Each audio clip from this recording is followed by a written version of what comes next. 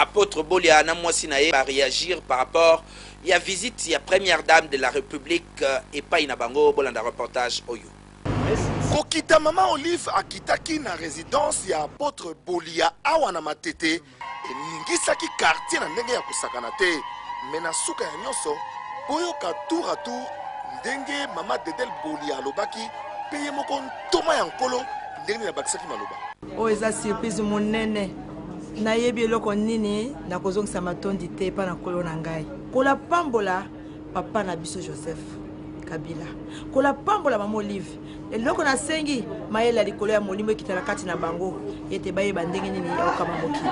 kola pambola bango merci mi na bangi kiwosune ko banga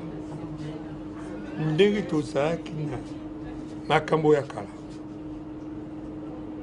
makambo ndenge wana yayebisenga Olive tika ikam naona kama wana mwininge apesing imbot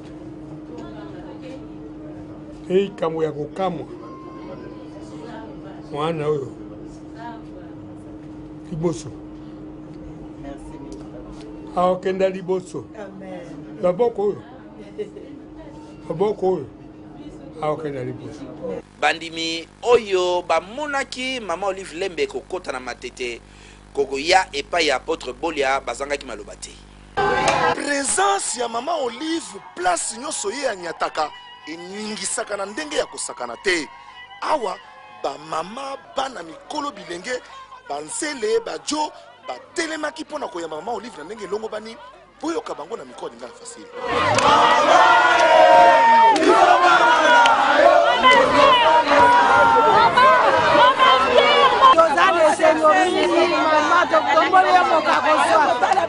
mama ya bana ebele esengo mingi ndenge okanisi mosala nzambe na yo mama lokola tomoni yo na quartier na biso mama tosepeli